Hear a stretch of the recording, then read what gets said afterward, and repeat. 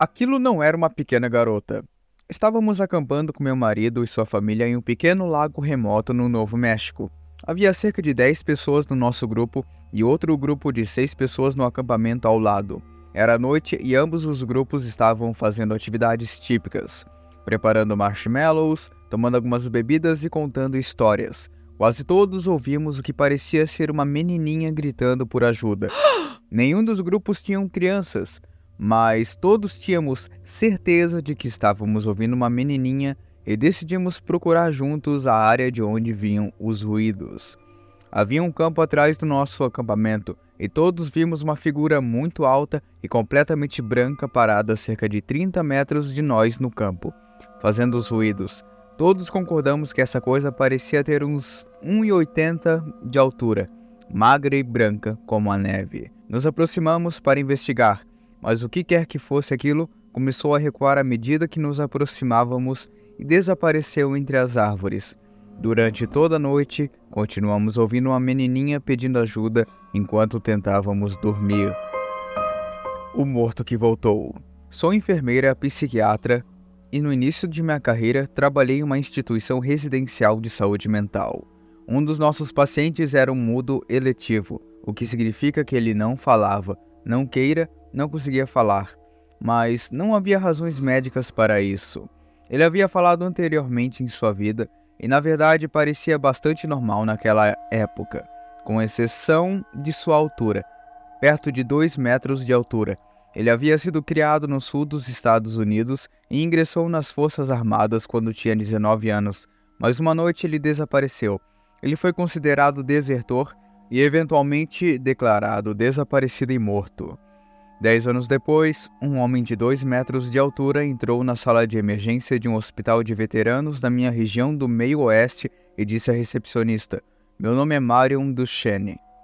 Estou morto há 10 anos." Essas foram as últimas palavras que ele disse. Ele estava coberto de poeira e vestia as mesmas roupas que haviam sido relatadas na noite em que desapareceu. Seu número de seguro social não havia sido utilizado e ele não tinha identificação consigo. No entanto, eles conseguiram identificá-lo, provavelmente por meio de impressões digitais. A família foi notificada, mas eles disseram que já haviam lamentado a perda de seu ente querido e quem quer que estivesse reivindicando ser ele, simplesmente não poderia ser. Eles exigiram que não fossem contatados novamente. Marion andava sem parar o dia todo, movendo a boca como se estivesse falando ou murmurando, mas nenhum som saía. Ele tinha um hábito perturbador de jogar a cabeça para trás com a boca aberta, como se estivesse rindo alegremente, mas nem mesmo uma respiração podia ser ouvida. Se eu falasse com ele, ele parecia ouvir, periodicamente jogando a cabeça para trás daquela maneira que imitava o riso. Vários medicamentos foram testados, mas não o afetaram nem positiva nem negativamente. A terapia ocupacional não fez nada, porque Marion apenas sorria e, ao menos que lhe dissessem para ficar parado, ele se levantava e começava a andar novamente. No meu último dia nesse trabalho, a última coisa que vi foi Marion andando de um lado para o outro no estacionamento, jogando a cabeça para trás para rir. Mais tarde, eu me perguntei se o tempo todo eu havia lidado com o fantasma. Até hoje, não sei ao certo. O posto de combustível que nunca existiu.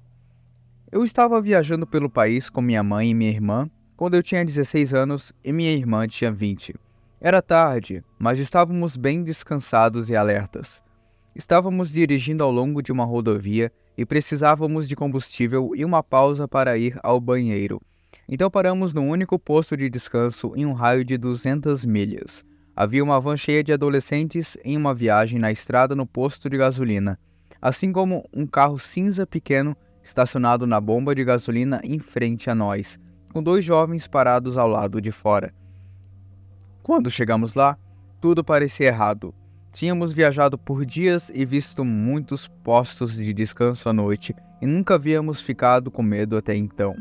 Minha mãe e minha irmã entraram no local e eu fiquei no carro.